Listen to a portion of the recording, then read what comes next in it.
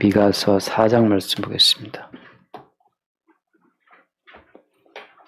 3절부터 5절까지 미가서 4장 3절로 5절 보겠습니다. 미가 4장 3절 그가 많은 민족들 사이의 일을 심판하시며 먼 곳 강한 이방 사람을 판결하시리니 무리가 그 칼을 쳐서 보습을 만들고 창을 쳐서 낫을 만들 것이며 이 나라와 저 나라가 다시는 칼을 들고 서로 치지 아니하며 다시는 전쟁을 연습하지 아니하고 각 사람이 자기 포도나무 아래와 자기 무화과나무 아래에 앉을 것이라. 그들을 두렵게 할 자가 없으리니 이는 만군의 여호와의 입이 이같이 말씀하셨습니다. 만민이 각각 자기의 신의 이름을 의지하여 행하되 오직 우리는 우리 하나님 여호와의 이름을 의지하여 영원히 행하리로다. 아멘. 지난주에 제가 어떤 사건으로서의 성전을 이야기했습니다. 성전은 여기 있다 저기 있다 그렇게 말할 수 있는 물리적 공간의 문제가 아니라고 말씀드렸습니다. 왜냐하면 구약의 성전은 하나의 모형이기 때문에 모형으로서의 성전은 이제 기능이 다 했죠. 그 성전을 주님이 다 파괴하신 그 이유는 이제 모형으로서 성전은 이제 끝났고 성전의 실체로 오신 예수 그리스도가 왔기 때문이고, 지금은 그 예수가 어디 있습니까? 성전의 실체로 오신 예수님 앞에서 성전은 이제 파괴된 거고요. 지금 예수가 어디 계시냐? 지금 예수는 이제 성령으로 말미암아 우리 가운데 함께 하시는 그 순간순간마다 성전으로서의 주님이 함께 하시기 때문에 그 성전으로서의 주님이 함께 하시는 그 현장이 성전이 출몰하는 자리가 되는 거죠. 그러니까 지금은 성전이 여기에 그런 어떤 공간의 문제가 아니고 지금은 성전이 나타났다가 딱 사라지고, 그러니까 출몰이죠. 두세 명이 내 이름으로 모이는 그곳에 함께 있다라고 말씀하실 때 그때 거기가 성전 되는 거고, 흩어지면 또 사라지는 거죠. 그러니까 성전이라는 개념은 지금은 공간의 개념이 아니고 어떤 사건의 개념이라고 제가 늘 말씀드립니다. 그런 점에서 이제 끝날에 이르렀을 때는 여호와의 전의 산이 이제 산들 꼭대기 높이 세워지게 되고 많은 사람들이 다 그를 몰려온다고 하는 거죠. 몰려온다는 것이 꼭 지금 시온산 특정 공간을 말하는 게 또 아니에요. 어디든지 간에 주께서 임재하시는 그곳에 주의 백성들이 등장하게 되는 거죠. 그런 점에서 오늘날 눈에 보이는 교회라고 하는 것은 그 출몰하시는 어떤 주님을 위해서 우리가 임의적으로 설정한 공간에 불과한 겁니다. 오늘 말씀 보면 3절에 그가 많은 민족들 사이의 일을 심판하시고 그 다음에 이방 사람을 판결하시리니 일단 뭐라고 되어 있습니까? 우리가 그 칼을 쳐서 보습을 만들고 창을 쳐서 낫을 만들 것이다. 다시는 이제 칼을 들고 서로 치지 않는다라고 하잖아요. 이건 어떤 상황을 말하는 거죠? 이건 이제 전쟁이 끝난 상황을 말하죠. 더 이상 이제 싸워야 할 전쟁이 끝난 겁니다. 종전선언이에요, 종전선언. 전쟁이 없어요. 이게 뭘 말할까요? 4장 1절에서는 끝날을 이야기하고 오늘 3절에서는 그 끝날의 현상 가운데 하나가 뭐냐면 이제 전쟁이 끝났다고 하는 거죠. 근데 그 전쟁이 끝났음을 이야기하기 위해서는 그러니까 전쟁은 언제 시작된 거죠? 성경에서 나오는 전쟁은 언제 시작됐습니까? 전쟁의 어떤 시초는 뭐예요?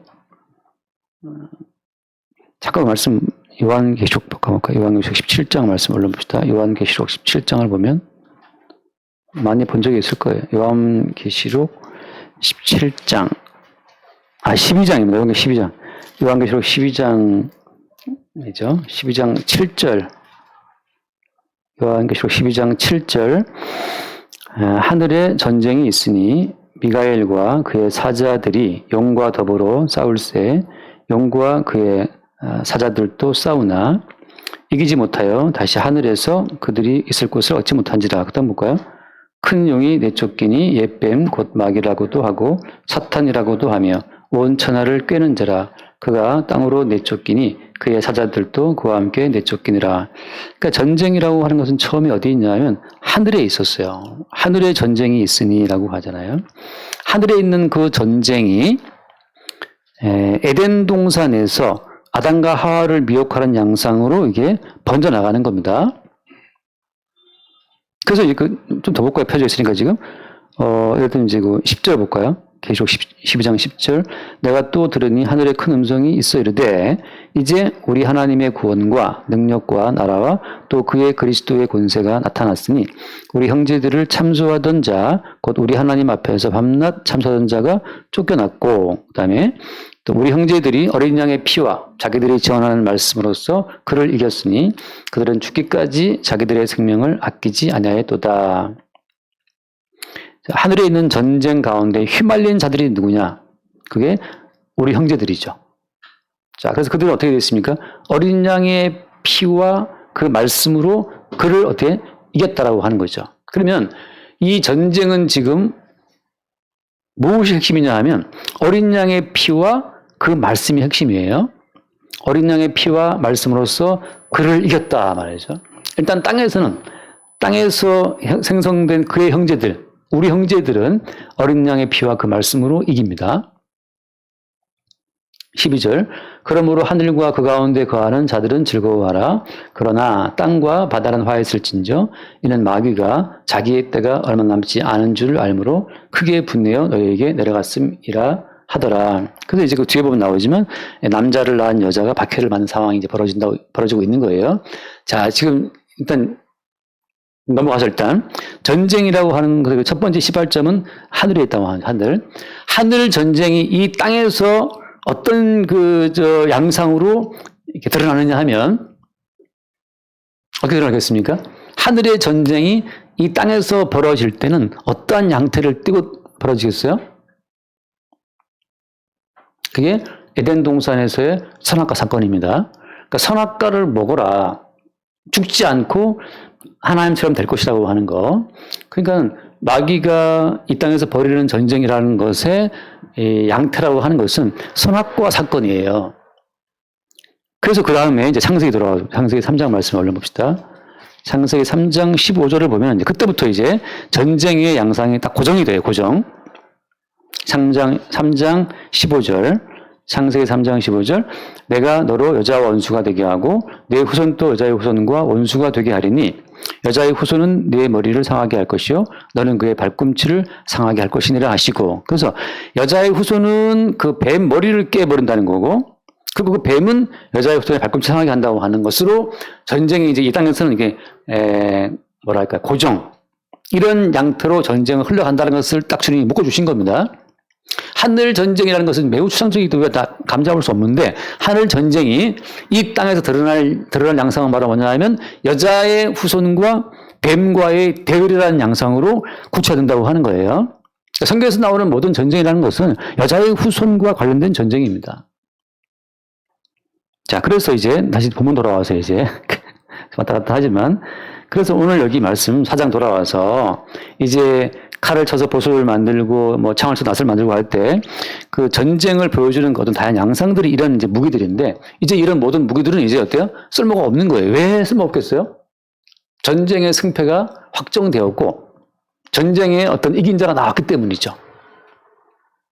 그래서 나온 양상이 뭐냐? 4절 말씀, 본문 4절입니다. 본문 4절에 각 사람이 자기 포도나무 아래와 자기 무화과 나무 아래에 앉을 것이라. 그들을 더럽게 할 자가 없으리니 이는 만군의 여호와의 입이 같이 말씀하셨습니다. 요 각 사람이 포도나무 아래와 자기 무화과 나무에 앉는다는 이 말씀 자체는 언제 이게 역사에 한번 구체화됩니까? 자, 성경 이스라엘 역사라고 하는 것은 계시 역사의 모형이기 때문에 항상 어떤 계시 안에서 이루어질 사건들을 미리 보여주는 모형적 사건들이 있어요. 그래서 이 말씀은 미가서 입장에서는 예언적인 말이지만 역사 가운데 이런 것이 이루어졌던 적이 있다는 걸 제가 말씀드리는 겁니다. 넘어갑시다. 아무튼 그 말씀 봅시다. 열왕기상 4장에 보면 이 미가서가 예언하고 이 일이 먼저 앞서서 이루어진 적이 있었어요. 열왕기상 4장 25절을 봅시다. 이제 솔로몬 치세 때 있었던 일들을 쫙 열거하면서 솔로몬 치세의 어떤 그 태평성대를 묘사하는 하나의 장면이 거기 25절에 있습니다. 한번 봅시다. 솔로몬이 사는 동안에 유다와 이스라엘이 단에서부터 브엘세바에 이르기까지 각기 포도나무 아래와 무화과나무 아래에서 평안히 살았더라. 여기서 이제 단과 브엘세바라는 것은 약속의 땅의 범위를 말해주는 거예요. 뭐 영적 가나안 땅, 약속의 땅의 경계선입니다. 여기서 뭐였더라? 각기 포도나무 아래와 무화과나무 아래에 평안히 살았다. 이 말씀. 그러니까 이미 자 솔로몬이라고 하는 것은 어떤 뜻이에요? 평화의 왕이에요. 평화의 왕. 솔로몬이나 샬롬이나 다 같은 어근이거든요. 이건 평화, 샬롬, 솔로몬 같은 뜻이에요. 그 다음에 어떤 도시예요? 도시 이름이? 예루살렘. 마찬가지입니다. 살렘 도시거든요. 그러니까 지금 솔로몬 때 들어왔을 때 이제 모든 전쟁은 종결되었고, 모든 싸움은 끝났고, 솔로몬 때 왔을 때 비로소 참다운 샬롬이 이루어지고, 평강이 이루어지고, 각기 포도나무 아래, 무화과나무 아래 앉았다는 편을 살았다는 말씀이 이루어지는 거죠. 그러니까 이것은 솔로몬 치세의 이 편이라는 것은 언약 전쟁의 승리로 말미암아 주어지게 될 그 승리의 옆으로 주어지게 될 어떤 평화의 시점을 보여주고 있는 거예요. 이 앞에 누가 있어요? 이 앞에? 솔로몬 앞에? 다윗이 있죠. 다윗은 어때요? 다윗은 전쟁을 너무 많이 치러서 피를 많이 흘렸기 때문에 성전을 지을 수 없다는 말을 들은 사람이잖아요.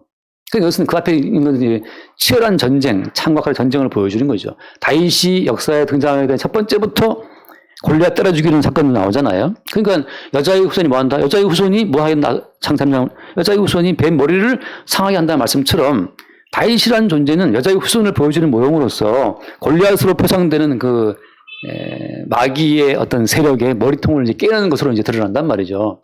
그 사건 이후로 다윗이 이제 쫓기게 되잖아요. 사울 왕으로부터. 그 예표적인 사건 속에도 지금 다윗의 전쟁을 거쳐가지고서 솔로몬 왕 때 평화가 온 겁니다. 그러니까 지금 다시 돌아와서 이제 미가서에서 돌아오면 각 사람이 자기 포도나무 아래 또 무화과나무 아래 앉는다는 그 말은 지금 미가서는 한참 뒤의 얘기잖아요. 지금 이 역사에 있었던 솔로몬 때 치세를 그 모형으로 해서 지금 미가서가 그러한 때가 역사상 솔로몬 때 모형으로 있었던 그 사건이 미래의 어떤 계시가 완성된 그때에는 이렇게 이루어진다는 것을 말씀해 주고 있는 거예요. 지금 잘 따라하고 있죠.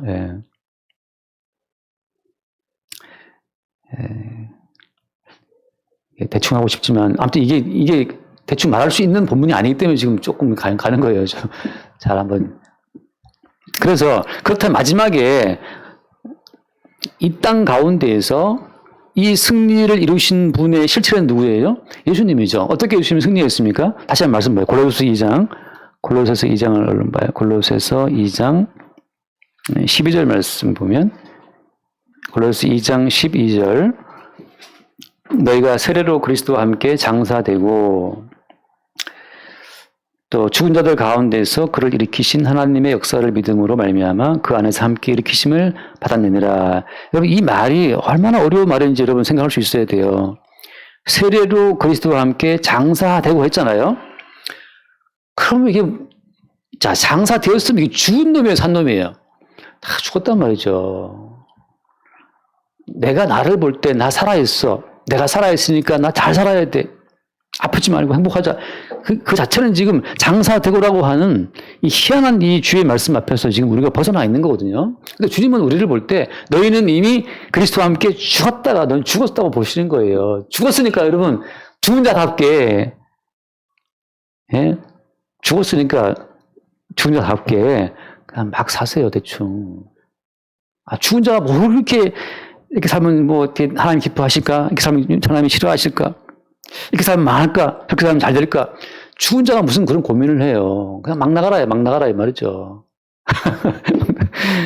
공부를 하려면 하고 막 때려치면 때려치고 말이지. 갑자기 뭐 하영이가 설득 때려친다고 하면 또 뭐 하는 건 없고 그냥 막 가라 이 말이지. 근데 우리가 다 막 가라고 해도 막 갈 수가 없는 게 참새 2마리를 떨어뜨리는 그분이 또 우리의 모든 삶을 촘촘하게 인도하시기 때문에 마음대로 못해요. 그러니까 안심하시고 마음대로 하세요.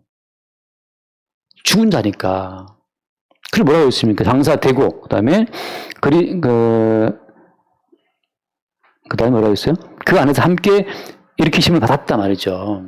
지금 사시는 분은 우리가 아니고 주님이니까 주께서 우리를 판결하고 주께서 우리를 인도하기 때문에 그 주의 인도하심에 우리를 그냥 맡겨놓고 우리는 우리대로 가는 겁니다. 버스 탄 사람이 버스 기사 뒤에서 뭐 기사님 좌로 가 우로 가 뭐 그게 말아요. 그냥 자잖아요. 이 버스 타면 잔다고 그냥.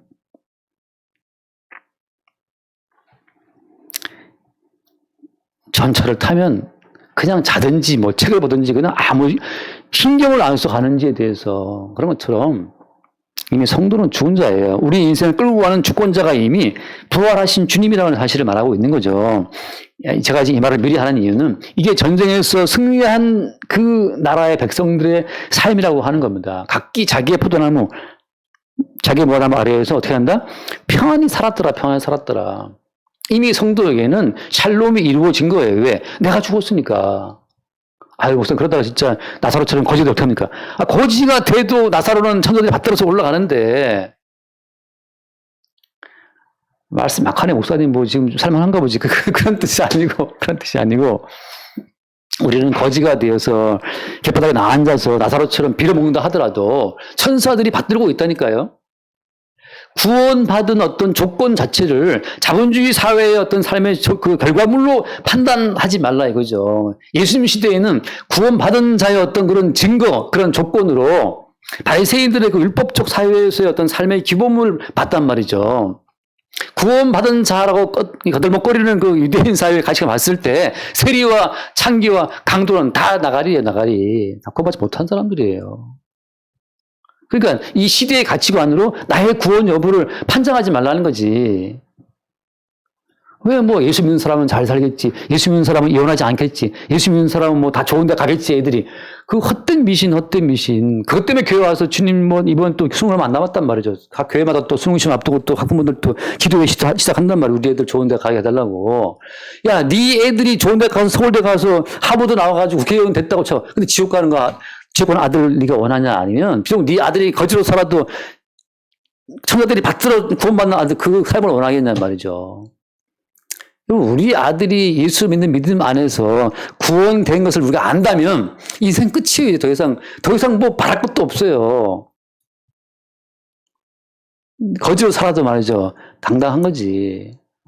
근데 그 영생의 은총을 이 자본주의 사회에 조금 출세한 것과 비교해서 그걸로 평가를 한다? 영생의 생명 가치를 도대체 알 수 없는 참 무지한 자들의 소치라고 하는 겁니다. 어디다 될 걸 돼야지 말이지. 잠깐 이게 빗나갔지만 그래서 이제 함께 일으키심을 받았다라고 말할 때는 더 이상 우리가 주관하는 우리 주권의 인생은 끝났어요.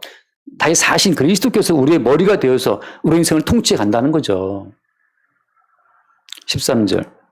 또 범죄와 육체에 부하여 죽었던 너희를 하나님이 그와 함께 살리시고 이미 또 말하잖아요. 죽었던 너희를 우리는 죽은 자예요. 죽었다니까. 지금 살아있는 건 뭡니까? 지금 살아있는 건 주께서 주의 뜻을 위해서 우리를 살게 하시는 거예요. 주께서 주의 살아계심을 나타내 보이기 위해서 이스라엘 백성들을 매일매일 죽이는 거예요. 이렇게 나 살아있다. 이방신들은 그들의 범죄에도 안 죽이지만 여호와 하나님은 살아계시기 때문에 죽이는 거예요. 그러니까 아니 예수 안 믿는 친구는 꼭 희석 위반을 해도 안 걸리는데 잘 믿는 나는 꼭 걸려. 그게 오히려 주의 살아계심을 보여주는 증거라니까요. 그럼 이제 그럼 예수를 내가 왜 믿어 이 젠장 이렇게 할 수 있는데 그건 누가 믿으래. 믿지 마. 그건 믿지 마. 우리 수정자매가 시편 공부한 그 유튜브를 이제 이렇게 줬나봐요. 한번 들어보시고 좀 한번 복음을 제대로 봅시다 하고 줬는데 그분이 듣고 이제 아무런 감흥이 없어하고 도로 이제 순복음교회 등록을 했대요. 그래서 나는 교회가 좀 이렇게 막 활력 있는 교회 좋다 이거죠. 근데 제 얘기 들어보니까는 맨날 죽었다 그러지 이러니까 힘 빠져라. 그럼 교회 왜 나가는 거예요? 그래서 아무튼 그 중에 뭐냐. 그래서 14절 우리를 거스르고 불리하게 하는 법조문으로 쓴 증서를 지우시고 지하에 버려서 십자가에 못 박으시고 함께 봐요. 15절 통치자들과 권세들을 무력화하여 드러내어 구경거리로 삼으시고 십자가로 그들을 이기셨느니라. 십자가로 이기는 그 순간 십자가의 사건이 발생된 그 시점이 모든 전쟁이 종결되고 이제 더 이상 싸울 일이 없는 시점. 전쟁이 끝나고 십자가의 승리에 동참된 모든 성도는 이제 각기 자기의 포도나무 무화과나무 아래에서 평안히 살게 되는 그 시점, 완벽한 평화를 누리게 되는 시점이라고 하는 거죠. 여러분 십자가에 죽으신 예수 그리스도로 말미암아 이미 우리가 이긴 자예요. 이긴 자인데 십자가에 죽으신 예수를 앞세워서 또 뭘 싸운다. 더 이상 우리가 싸울 게 남아있지 않습니다.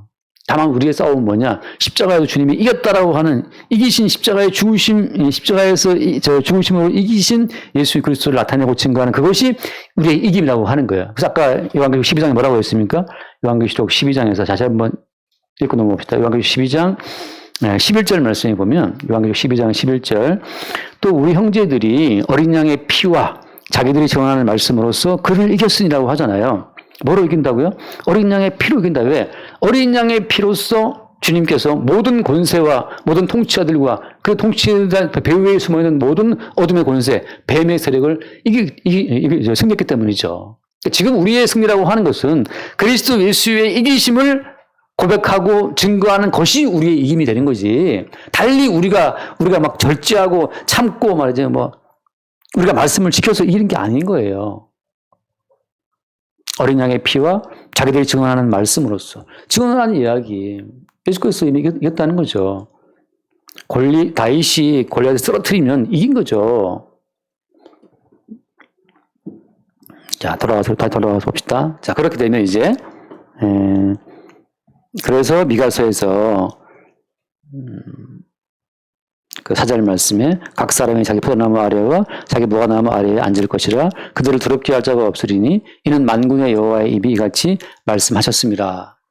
그래서 이제 거기에 더럽게 할 자가 없다. 이 더럽게 할 자가 없는 완전한 어떤 승리의 상태를 지금 미가서가 예언하고 있는 거예요. 자, 이렇게 십자가로 승리하신 예수 그리스도로 말미암아 평안을 누리게 되는 그 삶의 중심부에 뭐가 있느냐? 그것만 말하고 마치겠습니다. 우리가 성경을 보면 알다시피 하나님께서 만드신 동산은 에덴 동산인데 그 에덴 동산은 천국을 보여주는 모형이에요. 에덴 동산 가운데 뭐가 있었습니까? 동산 가운데 생명나무가 있었고 선악과가 있었죠. 그 생명나무와 선악과라고 하는 그 동산의 중심성이 살아있는 한은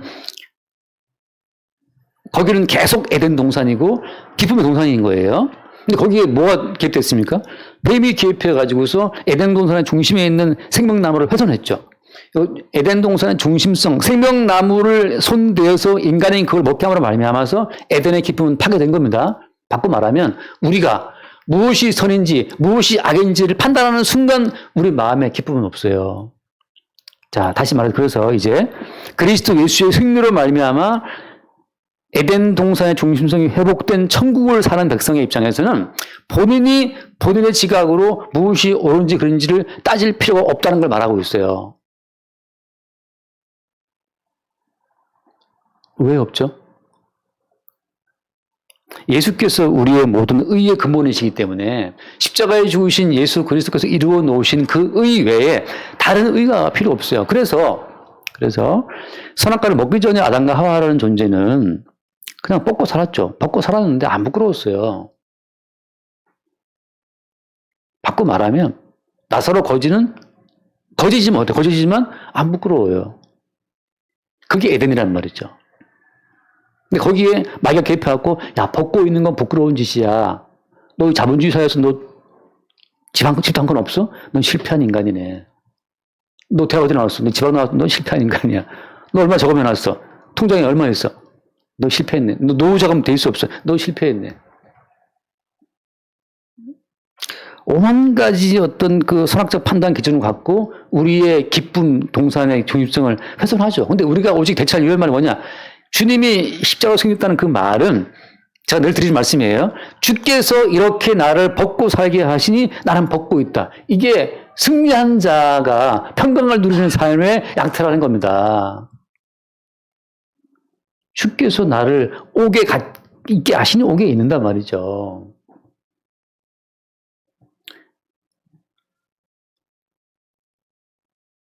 내일 아궁에 던지우는 들풀도 너희 천부께서 입히시거든. 그러면 내일 비록 저 아궁에 들어간다 하더라도 오늘 입히시는 분은 아버지가 입히시는 거거든요.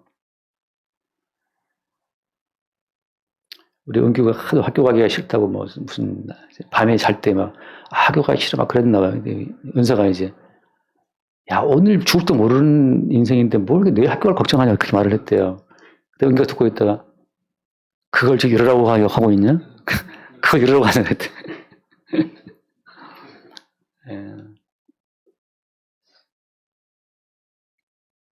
우리가 내일을 장담할 수 있나요? 이태원 블루스 그렇게 인기 있는 드라마였는데 이태원에서 그렇게 장성곡이 들릴 줄은 아무도 몰랐죠. 수백 명이 죽을 줄이야. 내일을 장담할 수 있는 자는 아무도 없습니다. 천부께서 오늘까지 살게 하셨고 내일은 우리 게 아니잖아요.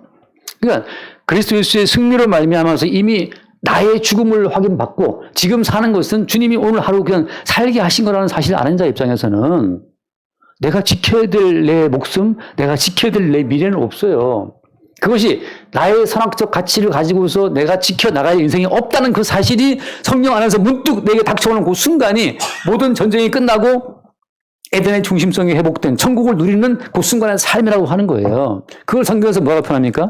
하나님 나라는 먹고 마시는 것이 아니고 뭐라고 했어요? 그것이 아니고 성령 안에서 의와 평강과 희락이라.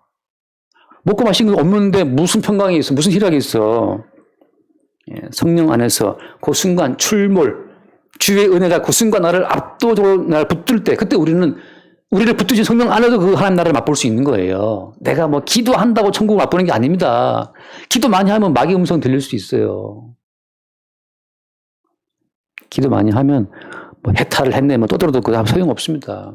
하나님 나라는 성령 안에서 문득 다가오는 거기 때문에 선지자들 보면 나오잖아요.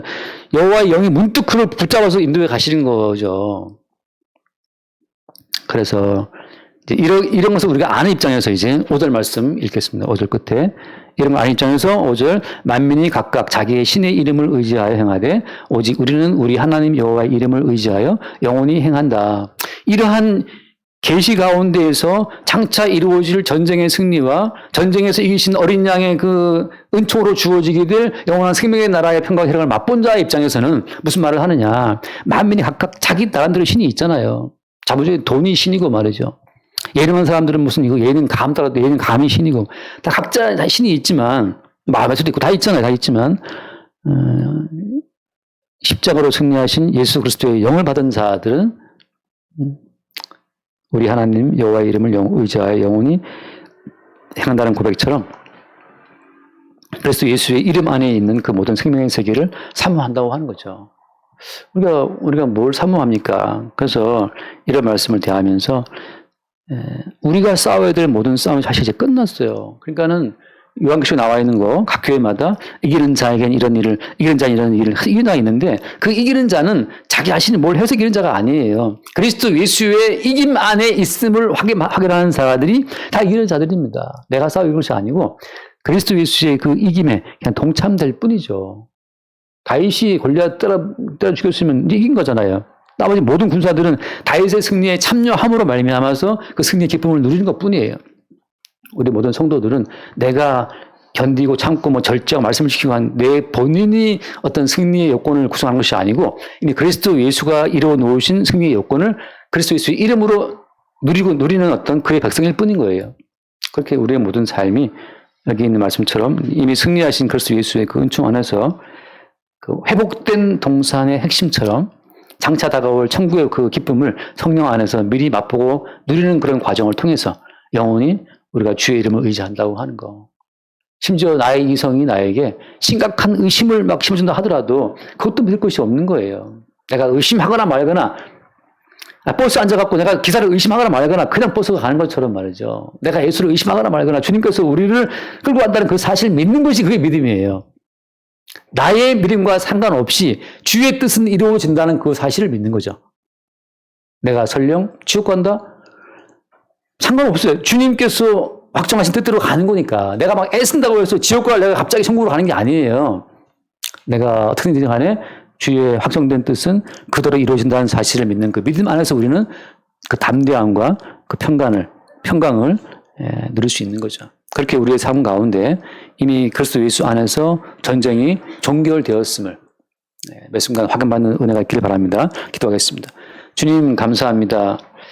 모든 전쟁이 끝나서 칼과 창이 필요 없는 그때 각 사람들이 자기의 포도나무 아래 평안히 살게 되는 그 시점이 그리스도 예수의 승리의 그 혜택을 누리고 살아가는 모든 성도들의 삶인 것을 늘 새롭게 보게 하여 주옵시고 성령 안에서 우리에게 주어지는 의와 또 평강과 희락이 늘 우리의 일상을 깨뜨리고 우리를 점령하고 장악하는 그 복된 순간들 누릴 수 있도록 축복하여 주옵소서. 우리 주 예수를 기도드립니다. 아멘.